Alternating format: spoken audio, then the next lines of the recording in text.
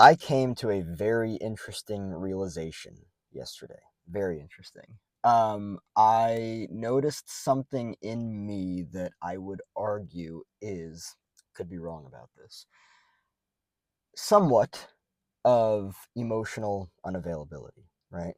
I've been doing a lot of exploration of emotional unavailability, right? And I've been noticing it in other people, and I obviously need to self reflect, right? Because I'm pretty sure after everything that I've learned, the way that it works is that we attract what we are, right? Life is going to mirror to us exactly what we are and who we are being, right? So now let me just make this very clear. Just because a person does all of the work on themselves, right? And they choose differently, it doesn't mean, from what I understand and from what I've learned at least, it doesn't mean that they're only going to attract differently, right? Um, because you hear stories of people, even maybe like high level celebrities, that like really weird shit happens to them, right? Um, and you would think that, they've done a lot of work on themselves to get there. Maybe they haven't even done a lot of work on themselves. I don't know. Maybe I'm not even accurate about that. What I'm trying to say is that, like, I don't think anybody's really immune to, like, not getting bullshit in life. I think that what it's a matter of is getting better, finely tuning yourself. Finally, not finally, finely tuning yourself. Um, to be able to recognize shit, to be able to weed shit out, right? Um, and so it's fascinating because, I've really been doing a lot of work to recognize dynamics in other people of, specifically in this case, emotional unavailability. Whenever somebody is just not there, they can't be present with themselves, and with that, they can't be present with you. And so, as I've been doing that work and everything, yesterday, I think it was yesterday, I noticed something about myself. I was like, um, there's something that I've been working on. I'm not going to talk about what it is, but I've been struggling to continue the process of working on it. And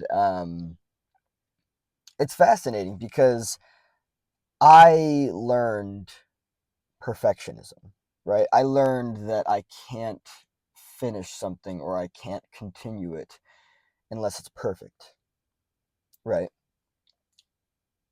Perfection doesn't exist. Perfection is just an idea. It's just an ideal, but it's something that can't be achieved because it's not real, right? There's nothing here that is perfect, right? Nothing in us either that is perfect. But it's fascinating because, you know, what I'm working on, I want to continue working on it. And I realized that I have this belief that it needs to be perfect, or that my approach to it needs to be perfect. And I realized too that I have been avoiding confronting that. From what I've learned, emotional unavailability is all about avoidance, right? If you are unavailable emotionally, it means that you are trying to avoid something, but in this case, specifically, avoid feeling something, right? And I mean, I don't know how accurate this is or how big or how small this is, but I think that I'm seeing it for what it is, which is an instance of emotional unavailability, right? I have somewhat of a, I guess, avoidant based approach to it, right? Um, I am somewhat unavailable to face difficult and uncomfortable emotions, right? I don't want to face them. It's hard to sit with perfectionism, right? And it's just so fascinating because it's like it maybe it's not attracting people into my life that are emotionally unavailable, but it's a further continuation and reinforcement of a comfortable and familiar pattern of emotional unavailability in and of itself, right? I'm not scared to face things in me. It's actually exciting to do so because when you face anything inside of yourself, you get to better understand yourself. And you also get to have the ability to make changes as necessary, right? If I didn't explore that part of my life and be like, oh, wow, I'm avoiding that. Interesting. Does that mean that to some level of degree I am emotionally unavailable? Interesting. I am avoiding the continuation of the process because if I were to continue, I would be faced with emotions that I don't want to face because it's challenging to sit with perfectionism. I mean, I don't even know if perfectionism is an emotion, but it's more so the all or nothing, right? Like I have learned that like if I do something in life, I've got to be perfect at it or else I can't do it at all or else I shouldn't do it at all, right? And obviously, it's just not an accurate way of approaching anything in life. Again, because there's no such thing as perfection at all. Perfection is an idea, but it's also an idea, or I should say, an ideal, right? It's an ideal that is unachievable. You can't, there, you can't achieve perfection. I understand that people out there might, have different feelings about it, but that's just the way that it is from everything I've learned. And not only that, but like, let's look at the extreme opposites, right? You either have perfection, right? Or you just have non perfection. And you don't want to shoot for non perfection because non perfection is basically like failure, right?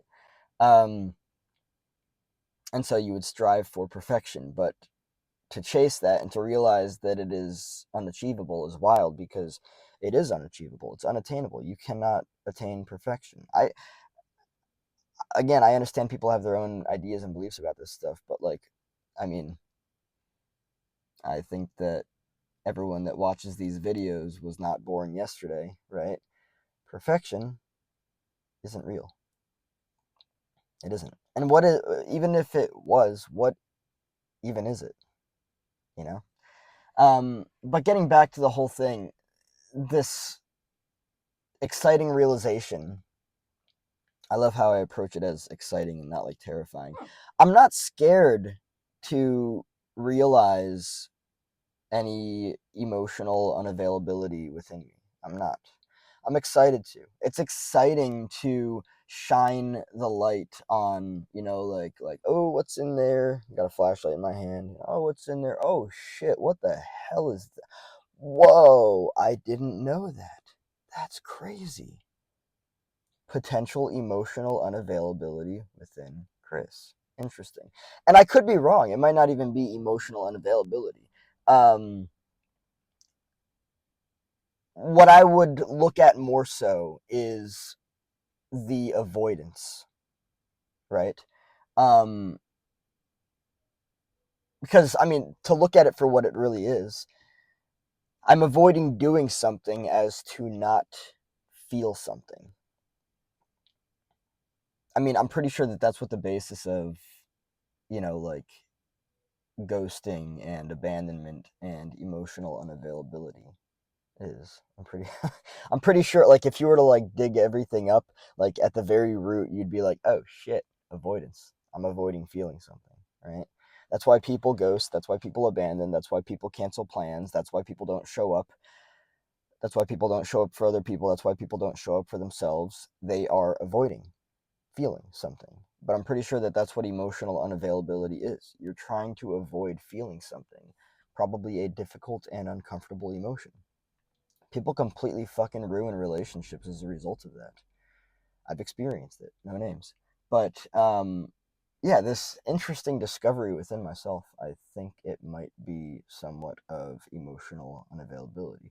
Now, the how to, as I don't even know why I just drew a blank.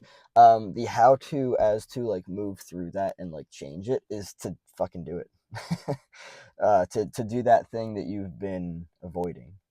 To do that thing that you've been kind of being like, yeah, I don't want to approach that. I don't want to do it because all these uncomfortable emotions. So the beautiful thing is that like when you finally do it, right, and then you face the emotions, you sit with the emotions, then it's kind of like, you know, first it's a bright and shiny object, right?